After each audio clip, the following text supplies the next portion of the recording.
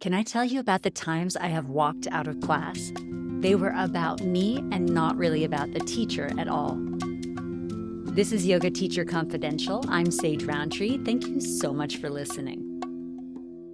Have you ever had a student walk out of your class? It can be really confusing and disheartening. And of course, it's absolutely human nature for you to tell yourself that it's all about you. In today's episode, I hope to convince you that it's not about you at all, both by giving you some stories of my personal experience, some stories of others' personal experience, and a few ways that you might react if a student does walk out of your class. I have walked out of class twice that I can remember. The first time was way back in 1996 when I was a gym rat and I loved going to step aerobics at the gym. If you went to aerobics in 1996, you might remember how big step was. I had this teacher that I absolutely adored, Pam, and I would write my schedule around her. Like, she was such a good teacher, and I would never miss a class if I could help it, which is why, while I was on my way out the door to go to class, got a call on the landline from my father who told me that his mother had died. So my grandmother had just died. And it wasn't unexpected. It definitely was sad, but I already had some of that forward momentum that was carrying me out the door, down the hill, and to the gym for step aerobics. So I said goodbye to Dad. I got in the car, drove pretty numbly to the gym, set up my step and my risers, got warmed up and loosened, began step aerobics, and after about 10 minutes, had this moment when it all just kind of hit me. And I thought, what am I doing here?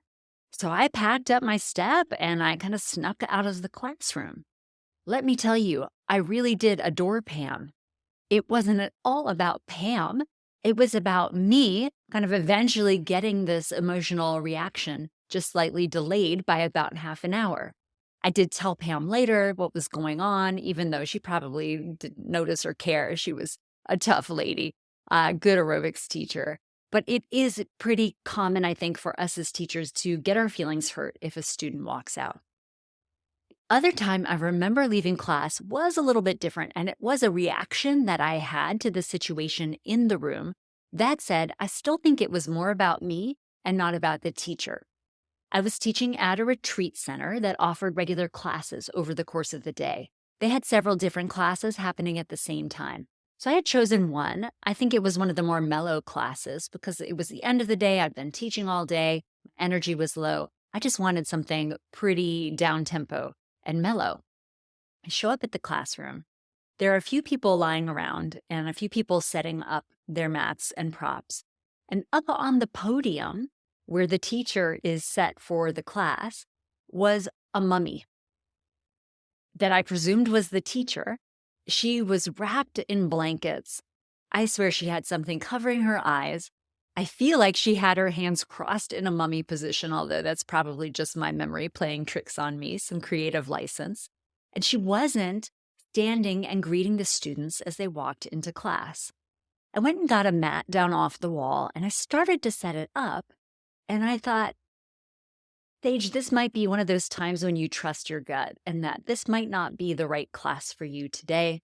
I quietly hung my mat back up. I snuck out of the room. The mummy was none the wiser because she wasn't looking at her students.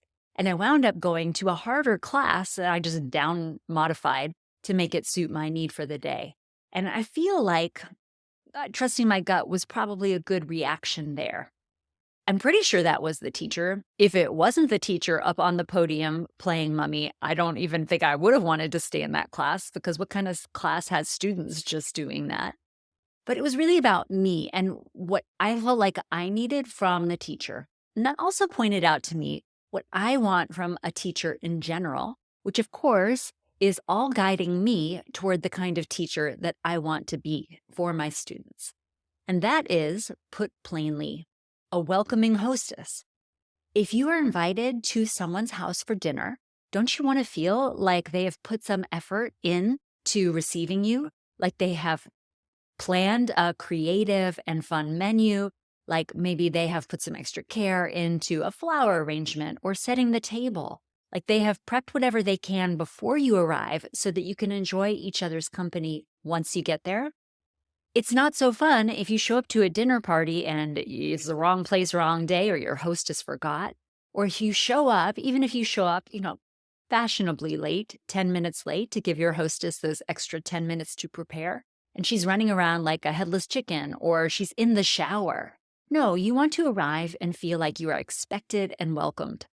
And walking into a classroom where the teacher is actively not paying attention to the students, actively ignoring the students, is not a great vibe. I can see an argument that says that mummy teacher was maybe centering herself. Okay, cool. I also would counter that by saying, couldn't she have been centering herself before those 10 minutes before class starts? So if you need to have a little bit of time for introspection and grounding before your class, I get it. That's probably pretty smart. If it feels useful to you, then it is useful because you want to be in the right headspace to be that welcoming hostess. Work your way back from the time when class begins so that you can be ready to go as your students are rolling in. Let me tell you another story. If you've read my book, The Professional Yoga Teacher's Handbook, you will have seen this story there. It's an absolutely true story that happened to my colleague and co-author, Alexandra, when she was teaching a class. To give you a tiny bit of context here, Alexandra had, not that far in the past before this class in question, been teaching a class where a student had a medical emergency. It turned out to be like a mini stroke, and happily that student was in class with her husband who took her to the hospital, and everything turned out okay. Dealing with medical emergencies is the topic of some other episodes of this podcast. I hope you'll go and listen to them because that's an important subject for us as yoga teachers to have thought through.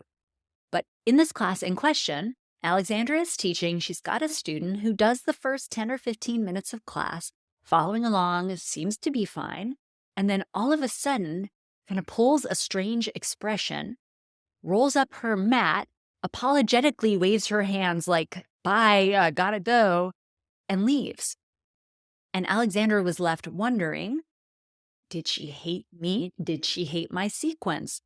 Was it too hard? Was it too easy? Is she sick? Do I need to be following up with her? Remember, she had just had this fright in class not that long previously.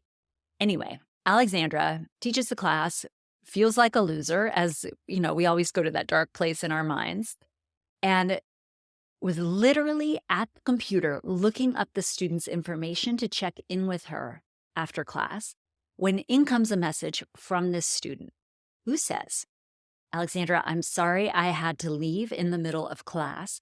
I started to get this sinking feeling that I had left the kettle on the stove. Okay, this sounds like classic OCD, right? Like you get that feeling and you have this compulsion and you need to check and make sure that it's not true. It can really interfere with your daily routines. It's also a perfectly valid reason for a student to leave class. If they have this compulsion to check, they should do it. But here's the twist. When the student walked into her house, she was proven right. She had left the kettle on the stove with the stove turned on. And when she got there, the kettle was dry and glowing red. Disaster averted, right? And it was all because she had the presence of mind. Hey, maybe we can even credit the yoga class, right? It let her mind get still to remember this very important thing that she had forgotten to close the loop on. It could have saved her house. It could have saved the lives of her pets. There are all these repercussions. And let me tell you, absolutely zero of them had anything negative to say about Alexandra and the way she was teaching that class. If anything, they said that she created a good experience that let the student listen to her inner voice that said, oh boy, you really are forgetting something quite important. The next time you have a student leave class, remember this story. It's probably not about you at all. In fact, we should celebrate when our students are making the right choices for them.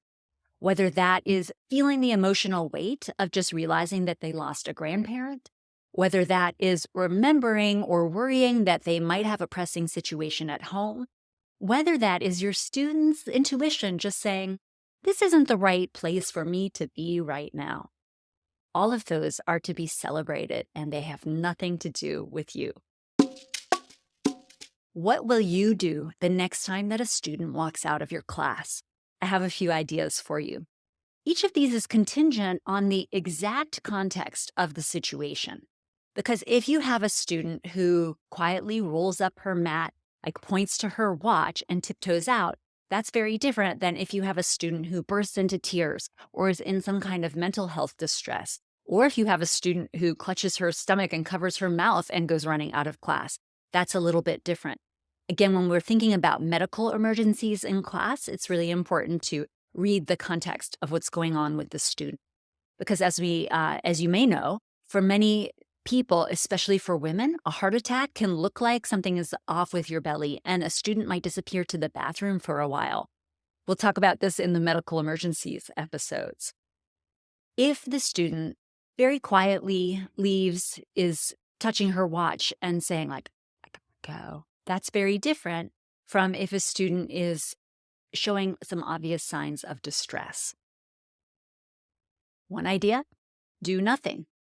If you know the student, if you trust your student's agency, and if the student doesn't seem to be having a crisis of some kind, let it go. I know that can be hard, but the affirmation, "it's not about me," can be super useful. If this is a student that you are familiar with, it might make sense to follow up with them.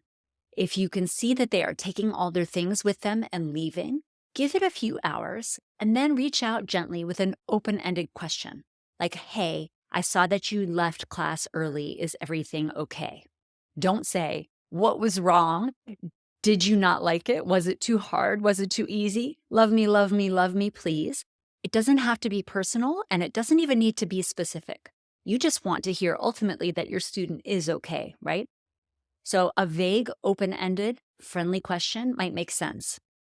Be prepared that you may actually get some feedback that something in the class wasn't working for your student. And then we can think about ways to process feedback, the subject of another episode here. I imagine, though, that you will learn it's really not about you. And that is today's affirmation. It's not about me. When a student leaves a class, tell yourself, it's not about me. And if you want to add some extra credit on here, you can tell yourself, it's not about me, and I honor my students' agency and ability to make their own smart decisions. Have you ever walked out of class, and why? I would love to hear. Let's connect. You can reach me at sageroundtree.com, on the socials at sageroundtree. There's no letter D in my last name. Or you can go straight to the podcast website, yogateacherconfidential.com. I look forward to hearing your experience. I also look forward to hearing any feedback you have gotten from students who have left your class. Thank you so much for listening. I'll see you next time.